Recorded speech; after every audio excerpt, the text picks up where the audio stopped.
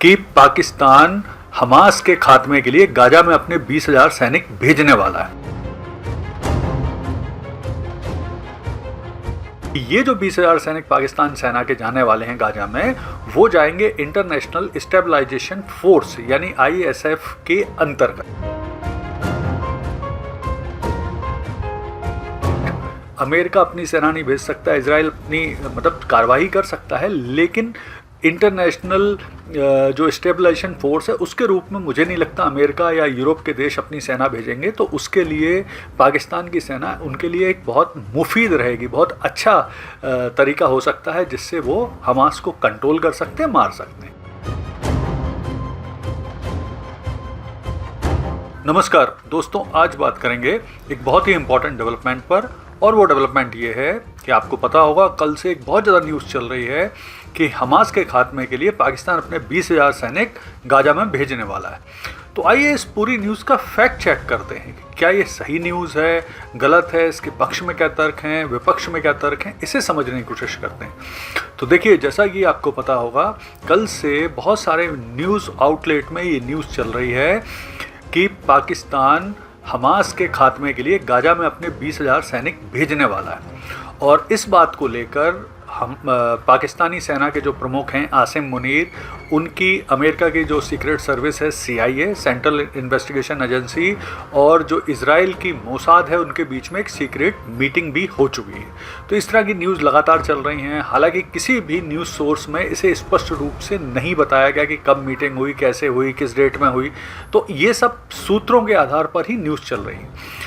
तो अब हम अगर इसको समझना चाहें कि ये कैसे, अच्छा, इस न्यूज़ का एक और डिटेल भी ये है कि ये जो 20,000 सैनिक पाकिस्तान सेना के जाने वाले हैं गाजा में, वो जाएंगे इंटरनेशनल स्टेबलाइजेशन फोर्स यानी ISF के अंतर्गत, और ये गाजा में रहेंगे। और जो ISF का उद्देश्य है वो प्रमुख रूप से है कि फ़िलिस्तीन और गाजा में शांति की स्थापना हो, हमास को कंट्रोल रखा जाए, हमास को शस्त्र विहीन किया जाए, ये सब है। तो क्या इसके ही जो ये उद्देश्य रखे गए हैं, इसमें एक उद्देश्य इनडायरेक्ट रूप से या सीक्रेट रूप से, वास्तविक उद्देश्य ये तो नहीं है कि पाकिस्तान सेना हमास का खात्मा ही कर देगी? तो आइए अब इसके पक्ष और विपक्ष दोनों के संबंध में तर्कों को देखते हैं। तो सबसे पहले देखते हैं कि ये जो दावे किए जा रहे हैं उसके पक्ष में क्या तर्क है। तो पहला जो तर्क है वो ये है कि इस समय जो पाकिस्तानी सेना के प्रमुख हैं आसिम मुनीर, और जो पाकिस्तान के प्रधानमंत्री हैं शहबाज शरीफ, वो USA के राष्ट्रपति डोनाल्ड ट्रंप के बहुत ज़्यादा करीबी हैं। यानी स्थिति ये है कि अभी ट्रंप जो बोलेंगे वो ये दोनों करेंगे। और जिस तरह से ये दोनों ट्रंप के पिछलग्गू बने हुए हैं, तो मुझे लगता है कि ट्रंप, जिनका एक बहुत बड़ा उद्देश्य इजराइल का रक्षा करना है हर कीमत पर, तो वो इनको ऐसा बोल सकते हैं। तो ये पहला तर्क है। दूसरा तर्क है कि ट्रंप जिस तरह से इजराइल के ब्लाइंड सपोर्टर हैं, और अमेरिका में भी बहुत बड़ी लॉबी है इजराइल समर्थक, तो वो ऐसा काम ट्रंप से करवा सकती है।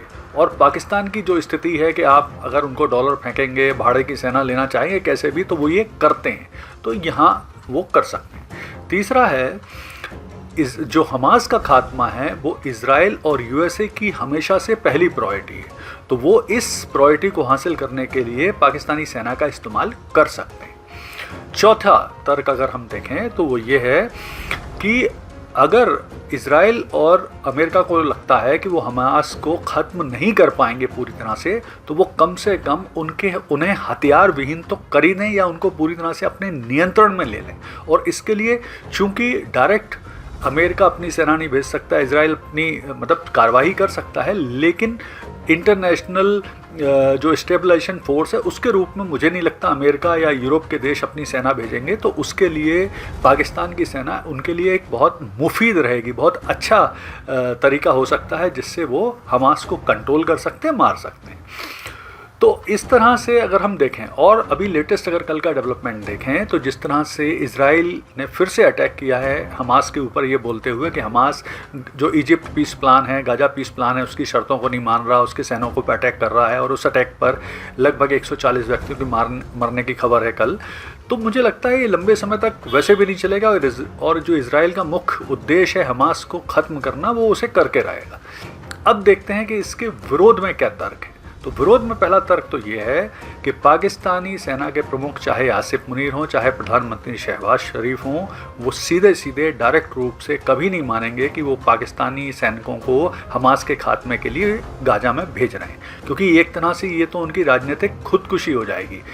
क्योंकि जिस तरह से फ़िलिस्तीन का समर्थन करती है पाकिस्तानी जनता, वो फिर इन दोनों को कभी माफ़ी नहीं करेगी, तो डायरेक्ट तो वो कभी मानेंगे नहीं। दूसरी चीज़ है कि जो गल्फ़ के प्रमुख देश हैं, चाहे सऊदी अरब हो, चाहे कतर हो, इजिप्ट हो, ये भी पाकिस्तान को या ऐसा करने नहीं देंगे, और अन्य देश भी इस क्षेत्र के उन्हें कतई ऐसा करने नहीं देंगे। तीसरी चीज़ है जो गाजा पीस प्लान, मतलब इजिप्ट पीस प्लान है, उसका फर्स्ट फेज़ अच्छी तरह से हो गया है, बंधकों की, कैदियों की रिहाई हो गई है। अब ये देश उम्मीद कर रहे हैं कि हम आगे हमास को भी नियंत्रित कर लेंगे, जिससे जो इजिप्ट पीस प्लान है उसका सेकंड फेज़ भी लागू हो सके। तो वो इन्हें ऐसा नहीं करने देंगे, यानी ये लड़ाई नहीं बढ़ाने देंगे आगे। और ये देश कभी नहीं चाहेंगे कि अगर सेकंड फेज़ लागू नहीं होगा और गाजा का रिकन्स्ट्रक्शन शुरू नहीं होगा तो ये गाजा के लिए, फ़िलिस्तीन के लिए बहुत तकलीफ़दायक है, तो वो ऐसा होने नहीं देंगे। और फिर इसमें एक चीज़ और भी है कि अगर इज़राइल और अमेरिका ऐसा करता है तो उन्हें पूरी दुनिया में विरोध का सामना करना पड़ सकता है, तो ये भी एक परेशानी।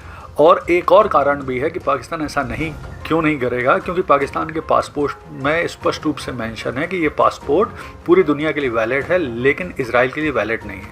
हालांकि ये बात अलग है कि ट्रंप कभी भी पाकिस्तान शहबाज शरीफ या आसिफ मुनीर पर दबाव डालकर उनसे अब्राहम अकॉर्ड साइन करा लेंगे और इजराइल को मान्यता दिला देंगे, तो निश्चित तौर पे हो सकता। और जिस तरह से निरंतर पाकिस्तान में फ़िलिस्तीन के समर्थन में और इजराइल के विरोध में आंदोलन चलते हैं, तो मुझे नहीं लगता कि पाकिस्तान सेना डायरेक्ट खुल के ऐसा कर पाएगी। तो ये विरोध में, तो अगर हम कुल मिला के इसका विश्लेषण करें तो मुझे लगता है कि अभी जो ये न्यूज़ आ रही हैं ये कयास हो सकते हैं, सूत्रों पे आधारित हो सकते हैं। तो डायरेक्ट तो पाकिस्तानी सेना या पाकिस्तान इस तरह की गतिविधि इन्वॉल्व नहीं होगा, लेकिन जिस तरह से ट्रंप का प्रेशर, दबाव और जिस तरह से ट्रंप के हाथ में वो दोनों शहबाज शरीफ और पाकिस्तानी सेना प्रमुख खेल रहे हैं, तो इनडायरेक्ट रूप से इस उद्देश्य की पूर्ति वो कर सकते हैं। तो आगे जैसे भी इस पर कुछ और न्यूज़ आएगी या डेवलपमेंट होगा, मैं आपके लिए वीडियो बनाकर प्रस्तुत कर दूंगा। धन्यवाद।